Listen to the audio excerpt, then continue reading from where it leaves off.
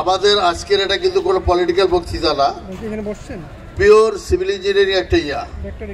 আমাকে এখন বলা হচ্ছে যে এখানে আমরা সন্ধ্যার মধ্যে শেষ করবো। আমার ইচ্ছা ছিল যে আমি ঘন্টা দুয়েক বলবো, সেটা বোধহয় সম্ভব হবে না।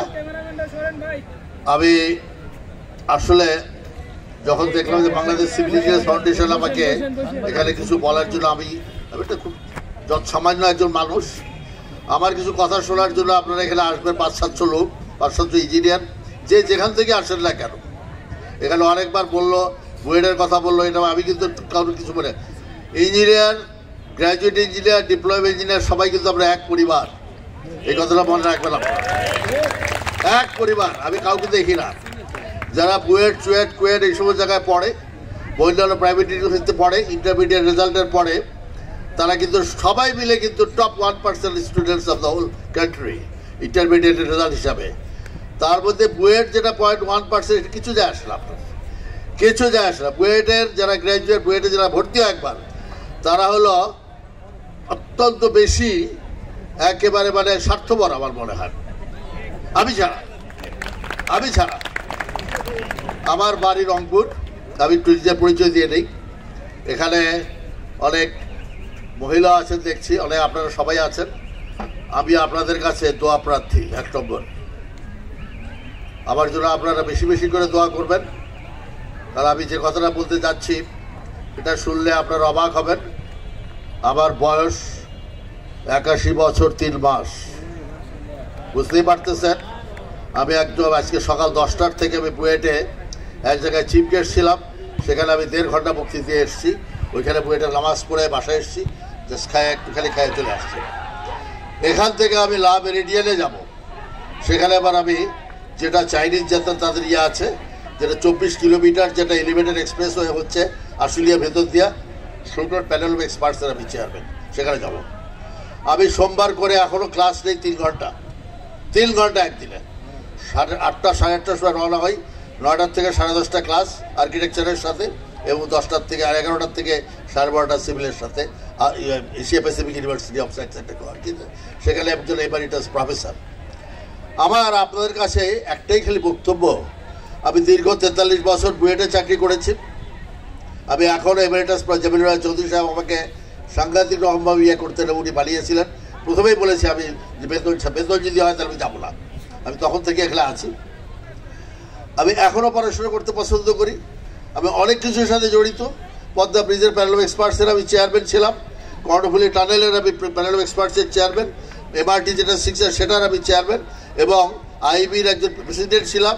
এবং বর্তমানে যে আইবির, যে কালকে রাত্র প্রেসিডেন্টের সাথে আইবির প্রেসিডেন্টের সাথে কথা হচ্ছিল, রাজুকের চেয়ারম্যানের সাথে কথা হচ্ছিল, যে বর্তমানে যেটা যে সমস্ত প্রবলেমগুলো যেটা আসতেছে, এই সমস্ত ড্যাপ, এটা নিয়ে আমাকে তারা আমার সাহায্য চায়।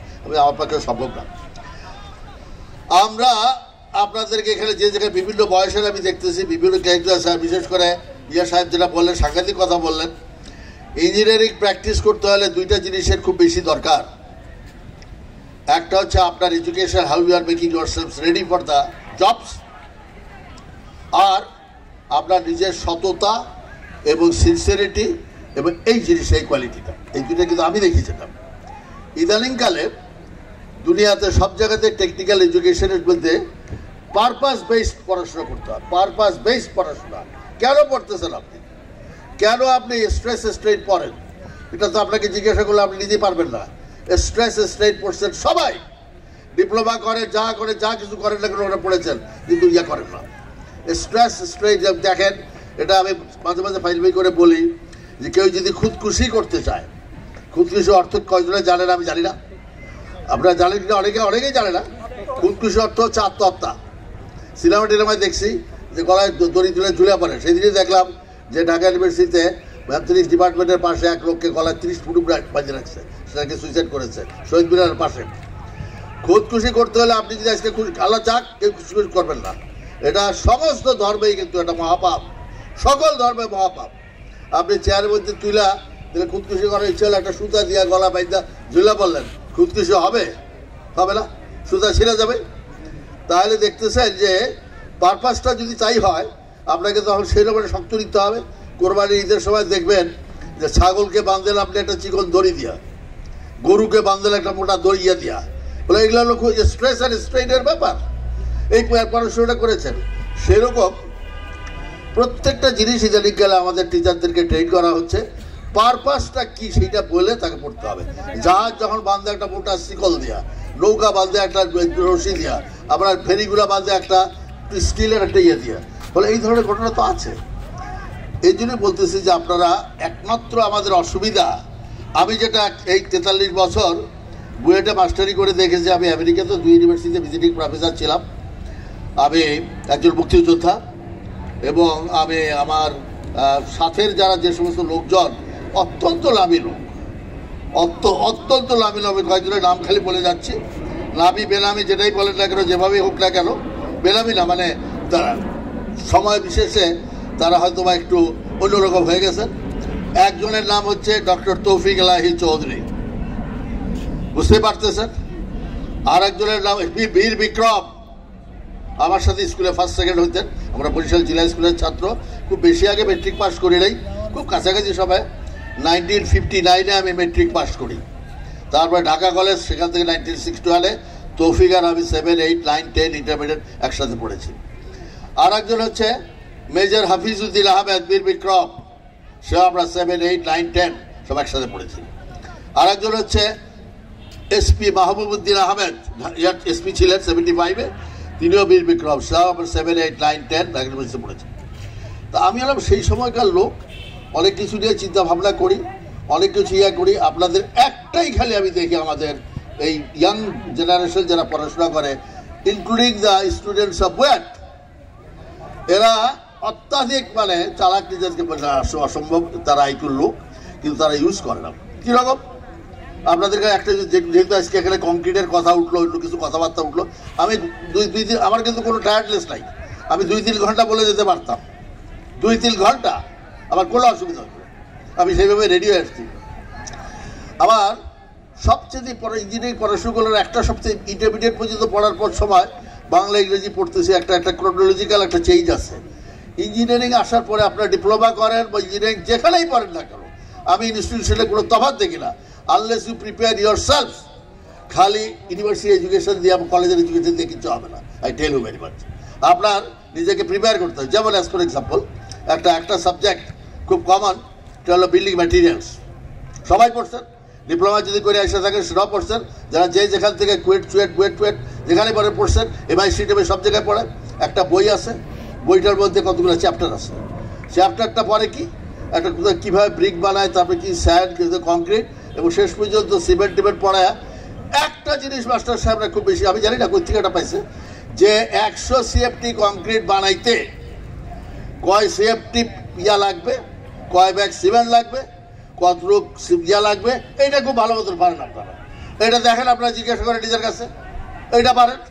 অথচ কংক্রিট টেকনোলজির যে সমস্ত ধাত আছে, কংক্রিটের যে সমস্ত ঘটনা আছে, এটা কিন্তু ওই যে একটু আগে যে বেঞ্চটা বলতেছিল ওয়াটার সিমেন্টের কথা, আর এখন রেডিমিক্স কংক্রিট আসছে, এটার কথা কিন্তু আপনারা জানেন না। আর এখানে আমাদের আপনাদের জিয়া সাহেব যিনি বললেন, তিনি নিজে বললেন যে আমি ইঞ্জিনিয়ার না, কিন্তু আধা ইঞ্জিনিয়ার। আমি তো দেখি he is more than N engineer, হ্যাঁ আমার থেকে তো বেটার। কারণ আপনাদেরকে আমি কয়েকটা কথা বলে যাচ্ছি, যে আপনাকে যদি আমি এক্ষুনি জিজ্ঞাসা করে, কেউ আমি জিজ্ঞাসা করবো না কোনোদিন। আমি BPRBর চেয়ারম্যান, এখনও BPRBর চেয়ারম্যান, আমি অনেক কিছুর মধ্যে জড়িত আইবিতে। আপনারা যদি তাকে জিজ্ঞাসা করে যে আপনি যে সিমেন্টের রড যে দেখতেছেন বাংলাদেশে, রডের গায়ে কি লেখা থাকে, রডের গায়ে কি লেখা থাকে দেখছেন? BSF এর রড হোক, GPH এর হোক, KSR এর হোক, যেটাই হোক, রডের দেখবেন সব কিছু, রডের গায়ে লেখা থাকে P, রডের গায়ে লেখা থাকে প্রথমে P, এর পরে লেখা থাকে PSRM, GPH, KSR, যার যার নাম। তারপরে থাকে 500 বা অন্য গ্রেড 500 DWR বা CWR, 400 CWR বা DWR। মানে পিতে কি হয়? বুয়েটের এক ছাত্র আইবিতে উত্তর দিয়েছে, বিতে বাংলাদেশ। আমি লজ্জায়, আমার ব্যাপার হচ্ছে 6-7 জন, আমি লজ্জায় চুপ করেছিলাম। বি ফর বাংলাদেশ না, বি ফর বার। তারপরে আছে আর DWR CWR কি হয়? DRC স্ট্যান্ডস ফর তার কোয়ালিটি কন্ট্রোল, তার আর্থকোয়েকের যে ফ্যাক্টর আছে সেইটার ফ্যাক্টর। ডব্লিউতে হচ্ছে ওয়েল্ডিং, আর হচ্ছে লাস্টের যে আরটা আছে সেটা হচ্ছে রেপ্ট। এই কথাগুলো আপনারা মনে রাখবেন। সিমেন্ট আপনাকে জিজ্ঞাসা করলে এখনই যদি আমি জিজ্ঞাসা করি, আমি জানি আপনি কি উত্তর দিবেন। আপনার যে আচ্ছা এখানে যে সিমেন্ট ইউজ করে, সিমেন্টটা কী সিমেন্ট, আপনি ইমিডিয়েটলি বলবেন, আপনি বুকে হাত দিয়ে থাকেন, আপনি বলবেন কি না, আমি জিজ্ঞাসা করতে চাই ওপিসি। কি বলেন, ঠিক বলছিলা? হ্যাঁ, ওপিসি বলবেন না আপনি? ওপিসি বলে বাংলাদেশে কোনো সিমেন্ট নাই। কি শুনতে চান আমার কাছে? ওপিসি বলে বাংলাদেশে কোনো সিমেন্ট নাই। বাংলাদেশ 2003-এ বাংলাদেশ সরকার যে সিমেন্টের জন্য যে স্পেসিফিকেশন দিয়েছে তার নাম্বার হচ্ছে EN 197/2003। এটা ইউরোপিয়ান নর্মে আছে। তারা সিমেন্ট তৈরি করে সেম 1 অ্যান্ড সেম 2। এই সেম 1 হচ্ছে ইকুইভ্যালেন্ট টু ওপিসি। এটা বলা থাকে অনেক সময়, same 1 is 100% equivalent to OPC, আর সেম 2 হচ্ছে PCC, পোর্টল্যান্ড কম্পোজিট সিমেন্ট। এই জিনিসগুলো ইন্টারভিউতে জিজ্ঞাসা করে। এই জন্য এমপ্লয়ার মতো একজন বললেন, যে কোনো জায়গায় আপনাকে জিজ্ঞাসা করতে পারে, আপনি স্পষ্ট ইয়াদ দেবেন। আপনি আরও কয়েকটা জিনিস বলতেছি, যেমন আজকাল রেডিমিক্স কংক্রিট করতেছে সবাই। রেডিমিক্স কংক্রিটের কতগুলো ধারা আছে। সেই ধারাটা হচ্ছে যে রেডিমিক্স প্ল্যান্ট যদি দূরে থাকে, সেখান থেকে যে কংক্রিট দিয়ে আসতেছে ট্রাকে করে, তার ম্যাক্সিমাম সময় হচ্ছে 90 মিনিট। কোর্ট বলে আমরা কয়জনের 90 মিনিট। আমরা দেখছেন বড় বড় প্রজেক্ট, আমরা ওদেরকে বলি বেটা এখানে বানা, এইখানে ইয়া বানা, এইখানে তো রেডিমিক্স কর। এগুলো আপনারা খেয়াল করবেন। কংক্রিট যদি আপনারা একটা জিনিস খুব তাড়াতাড়ি শিখে যান, আমিও শিখছিলাম, আপনাদের কোনো দোষ না। আমি 1967-এ সিভিল ইঞ্জিনিয়ারিং বিল্ডিং ডিজাইন করি বুয়েটে। সে সময় কেউই রাজি হচ্ছিল না। আমি রাজি। আমি একটা আমেরিকান কোম্পানিতে পার্ট টাইম চাকরি করতাম। আমি রাজি। তখন থেকে সিভিল ইঞ্জিনিয়ারিং বিল্ডিংয়ের মধ্যে প্রি কংক্রিট দিয়ে করা হয়েছে এবং প্লেন বার 40 গ্রেডের 40,000 PSI। তো ফলে এটা সাহসের দরকার। আপনি তো পড়াশোনা করে আসছেন, সেটা অ্যাপ্লাই করতে হবে। আমি সেই জন্যই বলতেছি, আপনি ইয়োর সেলফ করেন। আর যেখানে যে কথাটা প্রথম দিকে যেটা বলা হচ্ছিল, যে এই যে ইন্ডাস্ট্রিয়াল রেভলিউশন, এইটা নিয়ে ঘাবড়ায় না। এখানে বলেছে যে এত মিলিয়ন চাকরি চলে যাবে বাংলাদেশে, এইটা আসতে অনেক সময় দরকার। আমরা এতে ঘাবড়ানোর কোনো কারণ নাই। আমরা এখনও ওই জাতে আসি নাই যে আমরা একেবারে আমাদের চাকরি বাকরি সব চলে যাবে। আমি এইখানে তার জন্য আমি কয়েকটা কথা বলতে চাচ্ছিলাম। আমি আজকে অনেক লম্বা করে আমি রেডি হয়ে আসছিলাম, বাট এটা আনফর্চুনেটলি তো এটা দেখতেছি যে আমি হবে না।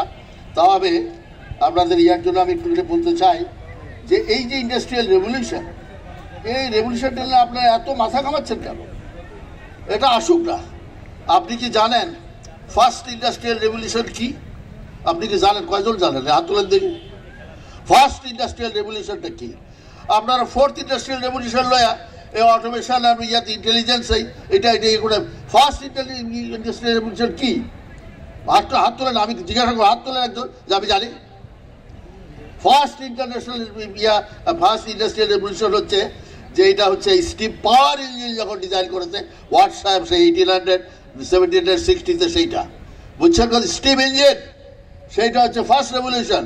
এই স্টিম ইঞ্জিনের ব্যবহার পরবর্তীকালে মেশিনারি ডিজাইন যেটা আসছে, ইট টুক 100 ইয়ার্স সারা দুনিয়াতে এটা হইতে। বুঝতে পারতেছে যে ফার্স্ট ইন্ডাস্ট্রিয়াল রেভলিউশনটা কোনটা? সেটা হওয়ার পরে আমাদের চেহারা চেঞ্জ হয়ে গেছে machinery. Then second industrial revolution, এই দেখেন আমাদের নলেজ ওইভাবে নিতে হবে, আপনি বুঝতে হবে জিনিসটাকে। ফার্স্ট ইন্ডাস্ট্রিয়াল রেভলিউশন হচ্ছে যখন স্টিম ইঞ্জিন আবিষ্কার করলেন, সেইটার ব্যবহার সমস্ত। আমি তো যখন বরিশাল থেকে আসতাম, আগে যে বড় বড় স্টিমারগুলো ছিল কয়লা দিয়া পুরতো দেখতে চালাইতো, রেলগাড়িগুলো ছিল সব গিয়ে দিয়ে চলতো। সেকেন্ড ইন্ডাস্ট্রিয়াল রেভলিউশন হচ্ছে যে ইলেকট্রিসিটি আবিষ্কার, সেটা হচ্ছে 1870-র দিকে, এবং ইট টুক মোর দ্যান 100 ইয়ার্স সারা দুনিয়াতে ইলেকট্রিসিটি। আমি নিজে ছোট, আমার বাবা ম্যাজিস্ট্রেট ছিলেন, আমি ঠাকুরগাঁতে যখন উনি SDO, তখন আমি 1961 যে আমি হারিকেন দিয়ে পড়াশুনো করছি। ইলেকট্রিসিটি পরে আসছে। আর থার্ড ইন্ডাস্ট্রিয়াল রেভলিউশন যেটা হলো, সেইটাই হচ্ছে আপনাদের অসুবিধা, ইলেকট্রনিক্স।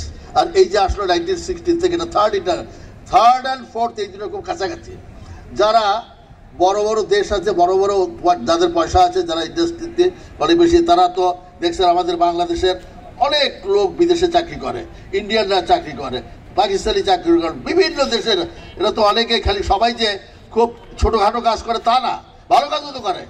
সেই সময় জায়গায় ওই সমস্ত ভাবে যে আমরা যে বিদেশ থেকে লোক না আনি, তাদের জন্য এই এআই এটা দরকার। আপনার আমার তো দরকার তাড়াতাড়ি আসে নাই। যখন আপনার আমার যদি দরকার হবে ইনশাআল্লাহ সেদিন বাংলাদেশের অবস্থা এরকম থাকবে না, বাংলাদেশও ভালো হবে, বাংলাদেশের অনেক চাকরির সুযোগ হবে, অনেক কিছু। আপনি কোনো চিন্তা করেন না, পড়াশোনা করেন। আর পড়াশোনার কোনো শেষ নাই। পড়াশোনা আপনাকে সবসময় আপনারা যারা আছেন, আমি একটা কথা বলে যে একটা বই পাওয়া যায়, এই বইটা আপনারা জোগাড় দেখছেন কিনা জানি না। এই বইটা লিখেছেন ইঞ্জিনিয়ার মতিউর রহমান। উনি এডিশন আমার 2 বছরের সিনিয়র। উনি জামিল চৌধুরীর ক্লাসমেট, সাংঘাতিক লোক।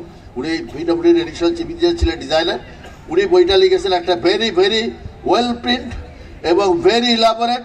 আপনারা যদি সামর্থ্য থাকে এই বইটা আপনারা কিনবেন, 2000 টাকা করে বিক্রি করেন। এই জাস্ট 6 মাস কি 9 মাস আগে বেরিয়েছে বইটা, এত বড় বই, ভেরি গুড কোয়ালিটি পেপার। পয়সা তো অনেকভাবেই খরচ করেন, যারা সিগারেট খান তাদের তো পয়সার কোনো হিসাবের শেষ নাই, এটা করেন সেটা হিসাব শেষ নাই। 2000 টাকা এই বইটা কিনেন আপনারা যদি সামর্থ্য থাকে কিনেন। ওই ফটোকপি করেন না, এই ফটোকপি। এই বইটার মধ্যে ফুল কংক্রিট টেকনোলজি এবং কনস্ট্রাকশন দিস অ্যান্ড দ্যাট সব কিছু আছে। যেমন আমরা যখন সিভিল ইঞ্জিনিয়ার বিল্ডিং ডিজাইন করলাম, তখন 1968-এ কনস্ট্রাকশন শুরু হলো। আমাদেরকে বললো তোমরা সুপারভাইজ করবা। আমরা তো যখন একতলার ছাদ করে তখন লেভেলিং ইনস্ট্রুমেন্ট নিয়ে এসে উঠলাম। ওটা দেখলাম যে মিস্ত্রি দেখে হাসে। মিস্ত্রি বলে কি স্যার এটা কী করতেছেন? আমি এই করতেছি। কয় স্যার আমরা একটু এটি দিয়ে করি। দেখছেন মিস্ত্রিদের দেখছেন একটা পানির পাইপ দিয়ে একটা পানির মাপ দেয়। আমি দিয়েছি পরে দেখে দিয়ে খুব ভালো জিনিস শিখে বানালাম, সাধারণত শিখে বানালাম। মিস্ত্রিদের কাছে অনেক কিছু শেখে, তাদেরকে ট্রেন করেন, তাদেরকে ট্রেন করে নেন আপনারা, তাদেরকে ট্রেন করে তাদেরকে ইউজ করেন। খালি একটা জিনিস করেন না, মিস্ত্রিদের সব কথাকে আপনি একদম বিশ্বাস করে ফেলায়েন না, আর সব কথা শুনলা। যেমন একটা আপনারা যেটা সচরাচর সব জায়গায় করেন, যে একটা কলাম ঢালাই করার পরে সেটাকে দেখালো যে একটা কিকার বানান না, কিকার বানান নাই কে এটা আত্মলেন দিকে না বানাইছেন সবাই বানাইছেন না, ভেরি গুড। কিকার বইলা কোনো জিনিস ইঞ্জিনিয়ারিং এ নাই, কিকার বানাবেন না। কিকারের মতো খারাপ জিনিস একটা স্ট্রাকচার স্যার হতে পারে না। আমি এজ এ থিওরিটিশিয়ান, ভেরি স্কিল্ড এবং ভেরি হাই ইয়ার একজন ডিজাইন ইঞ্জিনিয়ার, আমি আপনাদেরকে অনুরোধ করতেছি এই কিকার বলে কোনো জিনিস করবেন না। কিকার যদি বানাইতে হয় কিকারটা 3 ফিট উঁচা করেন, তাহলে 6 ইঞ্চি 4 ইঞ্চি করেন কেন? 6 ইঞ্চি 4 ইঞ্চি ঢালাই করেন কেন? এখানে ওটি দিকে কম্প্যাক্ট হয়। কংক্রিটের একটা কোয়ালিটি হচ্ছে যদি কম্প্যাকশন ঠিক মতো না হয় কংক্রিট ভালো হয় না। আমাকে ডক্টর জামিল চৌধুরীর বন্ধু ছিলেন, দিলওয়ার হোসেন মারা গেছেন কিছুদিন আগে। উনি এখন নোয়াখালীর লোক, মুখ একেবারে পালিশ করা, মুখ একেবারে আমাদেরকে ছোটো ভাই বলে ইয়া করতেন। আমি যখন সিভিল ইঞ্জিনিয়ারিংয়ের হেড 1986, 87-এ, 85, 86, 87-এ, একদিন আমি বসে আছি অফিসে, ডিপার্টমেন্ট হঠাৎ দেখি ওই সাহেব কই রে। আমি দেখি আরে কিন্তু দিলওয়ার ভাইয়ের কই, আমি তাড়াতাড়ি বেরিয়েছি। দেখলাম যে একটু পরে যদি আমি না আসি, ওই হারামজাদা তুই কই, এটা কই। তার মুখ এইরকম একেবারে। আমি তাড়াতাড়ি করতে চাইছেন, শোন তুই বলে জামিল কইতেছিল তুই বলে খুব কংক্রিট স্পেশালিস্ট। ভাবে না আমি বললাম না, জামিল সাহেব ভুল বলছে, আমি কিচ্ছু না, আমি অনেক পড়াশোনা করছি কিন্তু কিচ্ছু না, বিলাতে ভুল পড়াশোনা করি। চল কোথায়? চল তোরা যা লয়ে যাবো। আমি যাইতেছি চা খাইছি, চাটা খাইলাম। তোর গাড়িটাও লাগবে না, আমি গাড়ি নিয়ে আসছি, তোর নামাই দেবো। কোথায় যাবো? পিডব্লিউডি হেড অফিসে।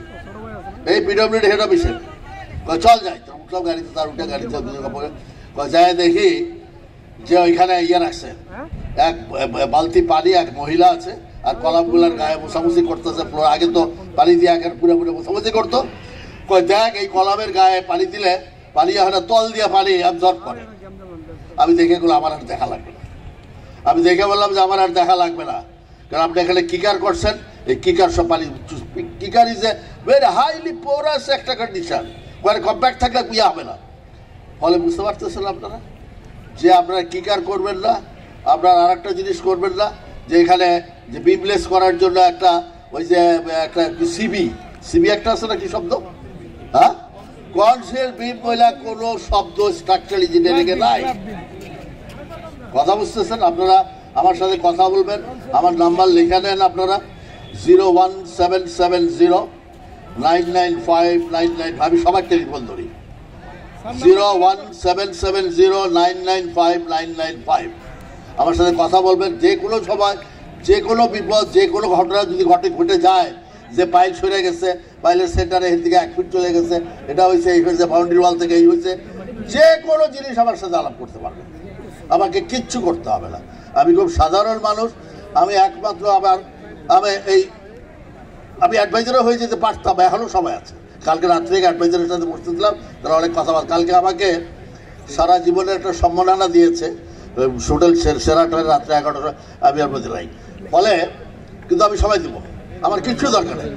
আমার মতো একটা লোক এত বছর যাবত ঢাকায় আছে, সেই 61 থেকে ঢাকায়, 59 থেকে, এবং আমি ভোটার কিন্তু গুলশানে থাকি, ভোটার কিন্তু আমি পুরান ঢাকা। আমার বেগম সাহেব মারা গেছেন, আমরা কিন্তু ভোটার কিন্তু সাহেব না, সারা জীবন কাটাইছি ওইখানে। এখন এনে যে এখন এখানকার ভোটারের মতো আমি এখানে ভোটার। ফলে আপনারা শুনে খুব আশ্চর্য হবেন যে আমার মতো একটা লোকের, সে বলে, আপনারা বলছে, আমি নিজেকে খুব মনে করি, কোনো ঢাকা শহরে কোনো জমি নাই। কেন বেলেম ডিস্ট্রিক্ট, কোনো জমি নেই আমার।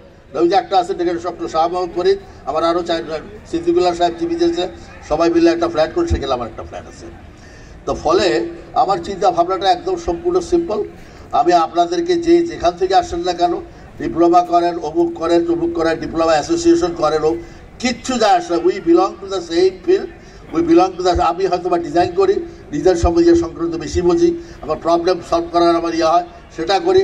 আপনারা ফিল্ডে বসে করেন। এবং একটু আগে যদি বলে যে ওনারা এক লোক লাখ টাকা বেশি, এই কনস্ট্রাকশন ডিজাইন ইঞ্জিনিয়ারদের বেতন কিন্তু বেশি হয় না। কনস্ট্রাকশন ইঞ্জিনিয়ারের বেতন এক সিনিয়র আছে, যার বেতন 3, 4, 5 লাখ টাকা মাসে। বুঝতে পারছেন স্যার? আমি 2-1 নাম বলতে পারি, নামও বলতে পারি। একজন আছে সাখাওয়াত বলে, একজন লাভানাতে ছিল, এখন ইদালিকালে সে আছে এবিসিতে, তার বেতন তো 5-6 lakh. He is a very clever person.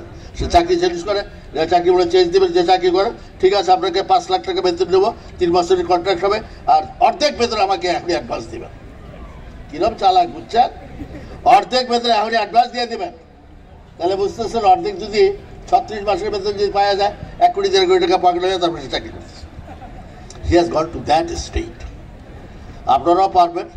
কোনোরা কিন্তু, যেটা আমার খালি একটাই কথা, কুয়েটে পড়েন, কুয়েটে পড়েন, যেখানেই পড়েন না কেন, পড়াশুনোটা করার পরে পরীক্ষা দেওয়ার সময় পাস করে আসছেন। পরীক্ষা ইঞ্জিনিয়ারিং একটা সুবিধা হলো, আজকে এই চ্যাপ্টার একটা বই পড়লেন, পয়সা শেষ, পরের দিন আবার আরেক বই পড়লেন, কোনটার সাথে কি মিল এটা দেখলেন না। আমি যখন মাস্টারি শুরু করি, বাপের খুব শখ ছিল যে মাস্টারি করি, তার খুব শখে আমি তারপরে যে পড়াশোনা করছি, আমি এখন মাঝে মাঝে এখনও চিন্তা করি এই বয়সে, আচ্ছা ওই সময় যদি আর একটু ভালো মতো পড়তাম, তাহলে তো ফার্স্ট হইতে পারতাম। ডক্টর তৌফিকুল আলী চৌধুরী আমার সাথে, আমরা স্কুলে ফার্স্ট সেকেন্ড, সে মেট্রিকে সেকেন্ড হয়েছিল, আমি তার একটু পরে ছিলাম। ফলে এখন আফসোস লাগে, কিন্তু আফসোস করার কোনো মানে হয় না।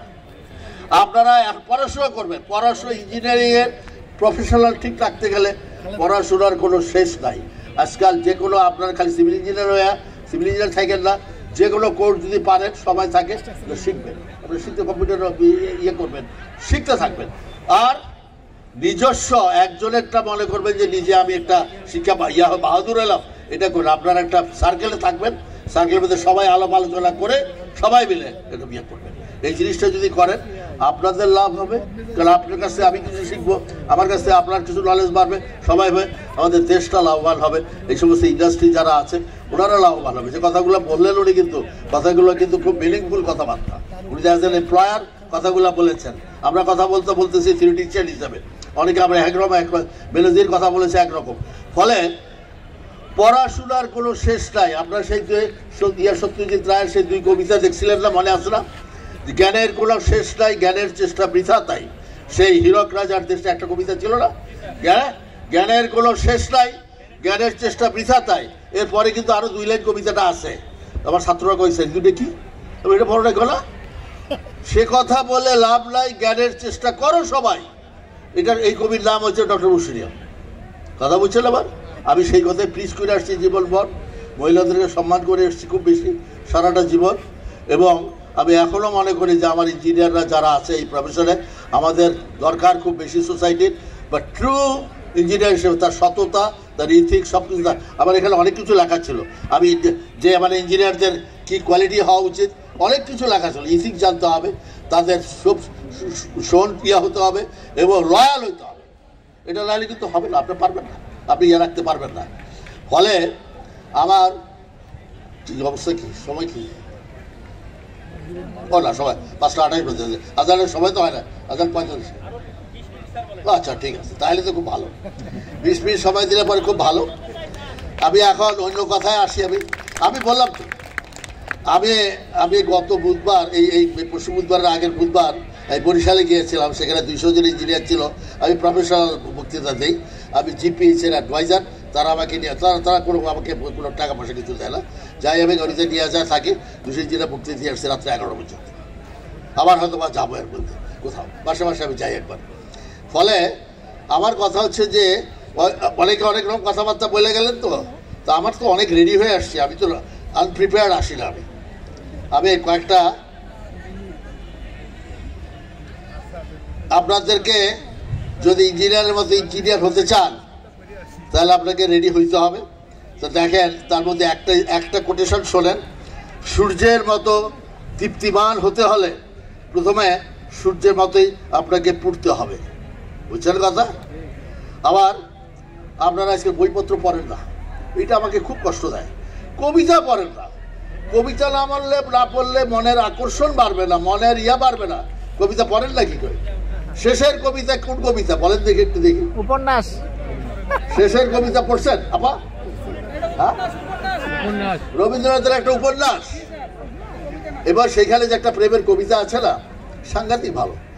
তবু সে তো সত্য লয়, সবচেয়ে সত্যমোর সেই মৃত্যুঞ্জয়, সে আমার প্রেম, তারে আমি রাখিয়া এলেম, অপরিবর্তন অর্ঘ তোমার উদ্দেশ্যে।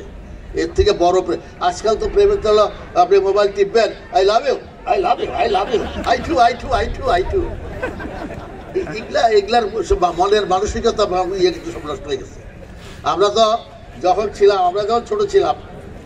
ছোট ছিলাম কিনা সন্দেহ আছে, আমি আমার মনে হয় মায়ের পেটের থেকে পড়েই মাস্টার, তখন আমরা একটু টাঙ্কি মারতাম। টাঙ্কি মারছেন কিনা জানি না, টাঙ্কি মারছেন? হ্যাঁ, টাঙ্কি মারাই জানেন না? টাঙ্কি মারাটা হচ্ছে হিন্দি সিনেমা দেখা, ওই বাসায় দুজন একটু মানে পছন্দনীয় একটু মহিলা আছে বা মেয়ে আছে, ওই জানলায় দেখা যাবে আমরা এখানে যে একটু টাঙ্কি পাইছি, ওয়েট করতেছি, এটা হলো টাঙ্কি মারা, এটা হলো টাঙ্কি মারা। আজকাল হচ্ছে ঢলো ঢলো প্রেম, এইটা আমার কাছে একটু ইয়া লাগে না, আকর্ষণ না, এটা নষ্ট হয়ে যায় সব কিছু।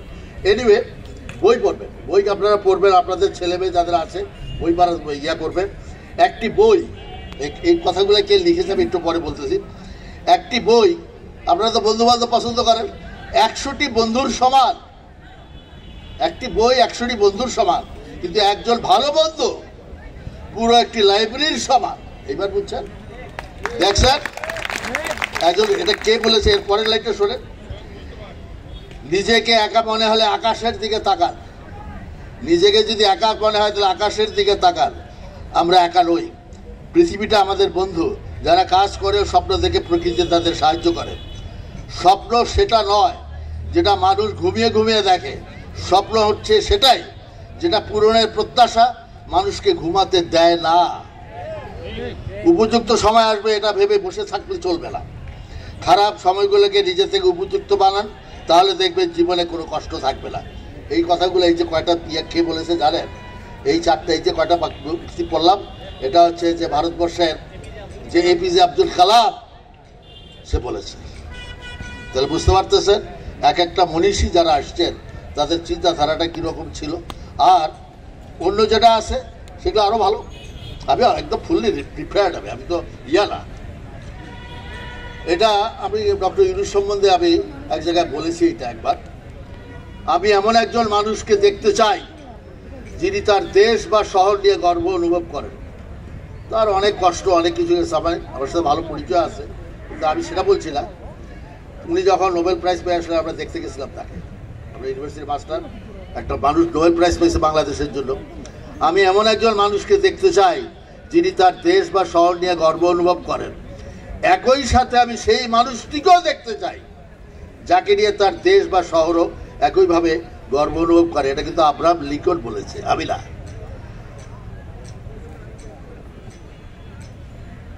আর আপনারা যে এত কিছু বলেন, আমি আসলে খুব সাধারণ লোক, খুব অতি সাধারণ লোক। রংপুরের মানুষ একটু মফিজ হয়, একটু বোকা হয়। রংপুর আসে নাকি বাড়ি হেরে দিয়েছে না? আরে বাপ রে, তো অনেক দেখছে রংপুরে মানুষ একটু মফিজ হয়, মফিজ মানে বোকা, মফিজ মানে হচ্ছে বোকা। আমি রংপুরের উপরে অনেক গল্প লিখি, ছোট ছোট গল্প লিখি, আধা মিনিট 1 মিনিটের গল্প। আমি সব গল্প বলতে চাই না। তা আমি খালি একটা কথাই বলতে চাই যে আমি করিত কলমা বা মেধাবী নই, বরং এটা আইনস্টাইন সাহেবের বলা কথা। কিন্তু একটু আগে আইনস্টাইনের কথাবার্তা, আলবার্ট আইনস্টাইনের অনেক কথাবার্তা হচ্ছিল। আমি করিত কলমা বা মেধাবী নই, বরং আমার যেটুকু সফলতা আছে সে সাফল্যের রহস্য হলো আমি একটা সমস্যা নিয়ে অনেকক্ষণ পড়ে থাকতে জানি। বুঝছেন কথা? আপনারা পড়ে থাকবেন। আপনার ইঞ্জিনিয়ারিং যখন করতেছেন, আসছেন, এটার থেকে রুটি রুজি যদি হয়, এটার মধ্যে ব্যবসা করবেন, এটার মধ্যে অনেক কিছু করার আছে। যেটা বলেছে আজকাল মেশিনারি দেন, অনেক কিছু করার আছে। আমরা আমি মাঝে মাঝে এই যে কয়েকদিন আগে এলেতে যে আগুন লাগলো লস এঞ্জেলসে, আমেরিকাতে আগুনে দেখলেন তো কিরকম বলো। আমি সেখানে একজনকে আমার এক প্রফেসর আছে আমার বিল্ডিংয়েই বাসা, আমার খুব বন্ধু ভালো, সেই ইন্টারমিডিয়েটে আমাদের সাথে সেকেন্ড হয়েছিল, মুহিবুর রহমান। একই আমি 3 তলা থাকায় 5 তলা। ওরে বললাম, দোস্ত তুমি তো তোমার একটা জার্মানির এত নাম করা প্রফেসর ছিলা, তুমি এমন কিছু বাইর করা যায়, এমন একটু E=mc² এইরকম একটা ছোট একটা বাইর করেন যেটা ফাটাই দিলে বিরাট এনার্জি হবে, আগুন নিভে যাবে। আপনি চিন্তা করতে থাকেন, করেন। এই যে সিলিকন ইয়াতে যা করতেছে, অলরেডি কিন্তু ডিবিএল নেমে পড়েছে। ডিবিএল অলরেডি তারা বাংলাদেশি ইঞ্জিনিয়ার দিয়ে, তারা বুয়েটের ছাত্র সে ইয়াতে আছে, তাকে দিয়ে এসে এই লাইনে তারা ফ্যাক্টরি দেওয়া শুরু করতেছে। এই যে চিপসের যে ইয়াটা, এটা করার চেষ্টা করছে। ওই লাইনে খালি গার্মেন্টস করবেন আর ইয়া করবেন, গার্মেন্টস করে মানুষের ইয়া করবেন, গার্মেন্টসরা মানুষের ঠকায় বলে এটা করে, আমি তো জানি না। ফলে আরও ভালো কিছু করেন এবং ইঞ্জিনিয়াররাই করবে। আপনার সেইরকম চিন্তা থাকেন, এরকম চিন্তা করেন যে এন্টারপ্রেনারশিপ একটা হচ্ছে ব্যবসা, একটা এটা, দুইটা কিন্তু দুই জিনিস। ব্যবসা হলো যে আপনার বাপের ব্যবসা আছে, বড় হইলেন, আপনি পড়াশোনা ওইটার মধ্যে লাগলেন, একটু বাড়ালেন। এন্টারপ্রেনারশিপ হচ্ছে আপনার ব্রেন থেকে আসতে হবে। যেমন আমি অনেক জায়গায় বলেছি এই কথা, যেমন ফেব্রুয়ারি মাসের 14 তারিখ বলে কি একটা ডে আছে, কি ডে এটা? Valentine's day. এটা আমাদের সময় ছিল না, ভ্যালেন্টাইন ডে মানে লাভ ডে, তাই না? কিন্তু আছে সেই সময় দেখবেন ঢাকা শহরে গোলাপ ফুল, আপনারা নেক্সট ইয়ারের চেষ্টা করেন, গোলাপ ফুল দেখবেন যে 100 টাকা 150 টাকা করে বিক্রি হয়। খেয়াল করছেন না? আপনারা এবার একটা গ্রুপ চেষ্টা করেন, নেক্সট ইয়ারে, এই বছর তো সময় নাই, ওই ফেব্রুয়ারি মাসের ওই সময় আসলে আপনি এমন গোলাপ ফুল চাষ করবেন যে সালার ওই ফেব্রুয়ারি মাসের ওই 12-14 তারিখের আগে ফুলটা ফোটে একদম সারা দেশ, তাহলে দেখবেন কোটি কোটি টাকা একদিনই ব্যবসা করে পারে। এইটা হচ্ছে এন্টারপ্রেনারশিপ। আপনার ইয়াকে খাওয়াইতে হবে। আপনার দেখতেছেন যে এই লোক আছে, আমার হাজার হাজার লোক, এ করে খাওয়াইতে হবে, সেইটা আমি চেষ্টা করি। এইটা হলো এন্টারপ্রেনারশিপ। আর ব্যবসা হলো যে একটা ব্যবসা আছে, এটার আপনি আমার কাজে লাগাইতেছেন। চিন্তা ওইভাবে করবেন, চিন্তা। আর আমি আবার বলছি, সব কিছুর পিছনে কিন্তু পড়াশোনার কোনো শেষ নাই।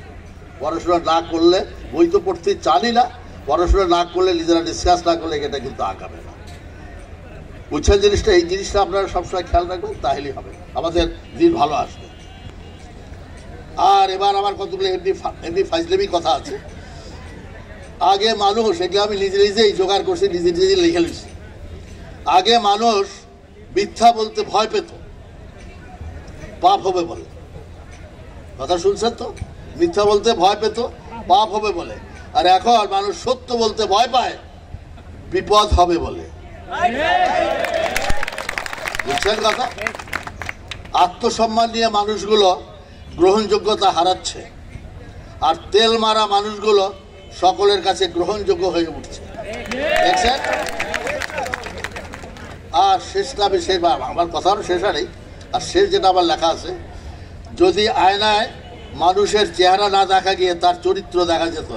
আপনি মাইন্ড করেন না, আপনি সাইজে যে আসেন তো, মহিলারা সাইজে মায়ের জাত, আপনি আমার মায়ের জাত, আপনি অত আপনাকে বর্ষমান করতেছে। যদি আয়নায় মানুষের চেহারাটা দেখা না গিয়ে তার চরিত্র দেখা যেত,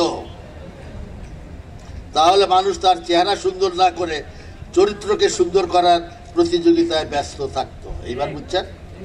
আমি অনেক আমি কথাগুলো আমি করেছি। আপনারা আমার সিম্পলনেস, আমার ইয়ারনেস, আমি একদম সিম্পল মানুষ। আমি আবার বলছি, আমার কিচ্ছু নাই। আমার একমাত্র মেয়ে, she was a big consultant the American government. She died 7 বছর আগে। আমার বেগম সাহেব, যার সাথে আমি 54 বছর ঘর করেছি, তিনিও মারা গেছেন। খুব সাহসী লোক। আমাকে অনেক জিজ্ঞাসা করেছে ডিপ্রেশন, আমি ডিপ্রেশন বলছে আপনার বয়স কিসের বয়স? বয়সটা 365 দিন কে বলছে? হোয়াই নট 730 দিলে 1 বছর? এটা করেন না কেন? তাহলে আমার বয়স অর্ধেক হয়ে যাবে। হ্যাঁ, তাহলে সবারই বয়স অর্ধেক হয়ে যাবে। হ্যাঁ, দারুণ কথা বলছিলাম। এবং এবং আমার সুপারভাইজার খুব ভালো, এলেস্টার রিচি একটা গল্প বলছিল, খুব ভালো বলতো। তারা কি আমাকে আগেই বলেছিল, সাংঘাতিক আদর করতো এলেস্টার রিচি। সে একদিন কইছে যে প্রফেসর, ইরানিয়ান ছাত্র, professor how old are you? নাম যদি কিছু খতিব না কিছু নেই, why do you ask me this question? You cannot ask me how old are you? I am not old. You can ask me what is your age? What is your age? I am 60. But look, আমি structural engineering professor মানুষ, কিন্তু আমি এই ঘুম নিয়ে আমি অনেক করেছি, আমি বয়স নিয়ে অনেক রিসার্চ করেছি। জিরো রিসার্চ হইল যে মানুষ যখন রাত্রে ঘুমায় তখন তার বয়স বাড়ে না। অর্থাৎ মানুষ তো 1/3 of the total years of is life ছোটবেলার থেকে শুরু করে 3 ভাগের 1 ভাগ ঘুমায়। খেয়াল করতেছেন? অতএব আমার বয়স তো 60, আমার বয়স হলো 50 40।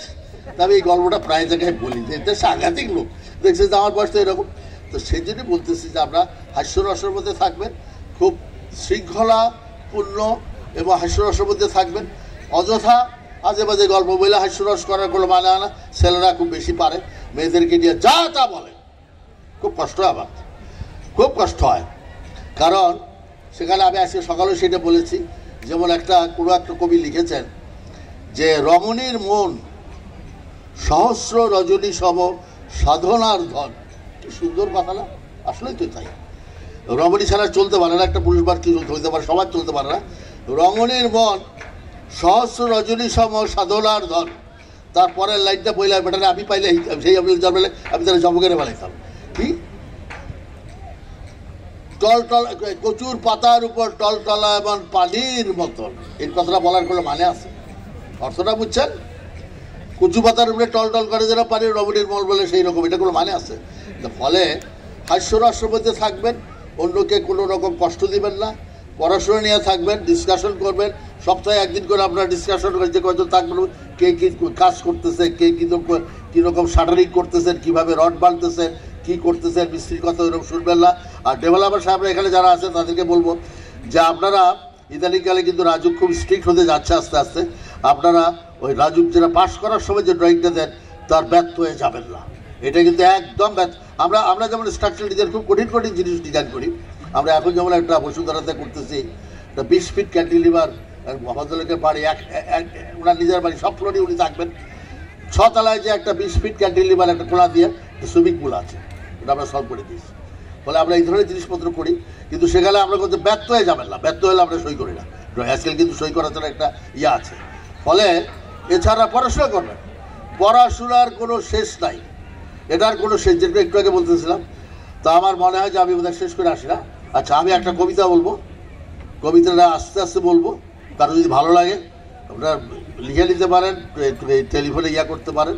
এটা বলে আমি শেষ করব। পৃথিবীর সব ভালোবাসা, আমি কবিতার সাংঘাতিক রকম ভক্ত। এটা আমার মনে হয় যে ইঞ্জিনিয়ারিং না পড়ে যে ওই লাইনে থাকতাম ভালো করতাম। এনিওয়ে, পৃথিবীর সব ভালোবাসা যোগ করে দেখেছি, অত ভালোবাসা না। এটা অর্থ বলতে হবে, কিন্তু আবার আপনারই বলতে হবে। আপনি কি বাংলা ভালো বলতেন তো? বাংলা খারাপ না ভালো? খারাপ না নাকি? আচ্ছা, ঠিক আছে। পৃথিবীর সব ভালোবাসা যোগ করে দেখেছি, অত ভালোবাসা নাই যত ভালোবাসা আমি তোমাকে দিতে চাই। এটা সারমর্ম কি? আমি আরেকবার বলবো, পৃথিবীর সব ভালোবাসা যোগ করে দেখেছি, অত ভালোবাসা নাই যত ভালোবাসা আমি তোমাকে দিতে চাই। তা আমার বেগম সাহেব বাংলার ছাত্রী ছিলেন, উদয়ন স্কুলের টিচার ছিলেন। সে আমার কয়, তুমি তো ডেঞ্জারাস লোক। কিরকম? আমার শ্বশুরবাড়ি আবার বরিশাল জেলা স্কুলে মেট্রিক পাস করে ওইটা জেলে পড়ছে আর কি, বলছে আইতে পারি না, বাইতে পারি না। তারপরে উনি রংপুরের থেকে বরিশাল, বুঝতে পারতেছেন? তারপরে আমার কয়, তুমি তো ডেঞ্জারাস, তুমি তো ভালোবাসো না। আরে এটা তো তোমার জন্য এটা লেগে নাই, এটা তো জনসাধারণের জন্য লেগেছে, তোমার জন্য তো এটা লেগে নাই। তুমি এটা সবাই ছাত্র আছে এক ফাংশনের মধ্যে, আমি তোমার জন্য লিখতেছি। এবার যদি লাগে হাততালি দিয়ে, যদি ভালো লাগে। পৃথিবীর সব ভালোবাসা যোগ করে দেখেছি, যত ভালোবাসা আছে তার থেকে বেশি ভালোবাসা আছে তোমার লাগি মোর হৃদয়ের মাঝে। কি বলো? কবিতা শেষ হয় নাই, কবিতা তো ফানটা তো ওইখানে, ফানটা তো আবার ওইখানে। আরে কি কয়, এটা কি হলো? আমার বেগম সাহেব বলে যে এটা কি হলো তোমার, আমি কবিতা শেষ নেই, এইবার শেষ হয়ে যাবে। পৃথিবীর সব ভালোবাসা যোগ করে দেখেছি, যত ভালোবাসা আছে তার থেকে বেশি ভালোবাসা আছে তোমার লাগি মোর হৃদয়ের মাঝে, হে আমার মাতৃভূমি। ঠিক আছে, আপনারা ভালো থাকেন, সুস্থ থাকেন, আবার সুযোগ দিয়ে লম্বা করে গল্প করার জন্য, লম্বা করে। এইরকম আমি এই টাইট শুটেলের কথা আমি বলি না, আমি একটু লম্বা করে কথা বলতেই আমি পছন্দ করি। আমি আসবো।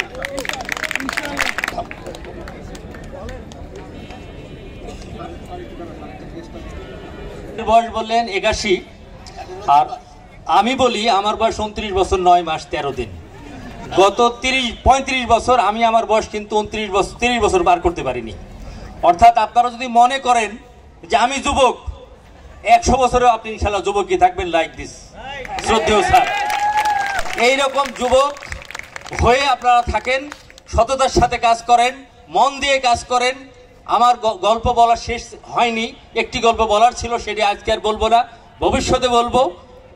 আর আজকে অনেককে ক্রেস্ট দিবে আমার সিভিল ইঞ্জিনিয়ারিং ফাউন্ডেশনের পক্ষে থেকে স্যারকে একটি ক্রেস্ট উপহার দিচ্ছেন এই সিভিল ইঞ্জিনিয়ার ফাউন্ডেশনের সম্মানিত কর্তাবৃন্দ। ভাইস চেয়ারম্যান সামনে বসেন আপনারা।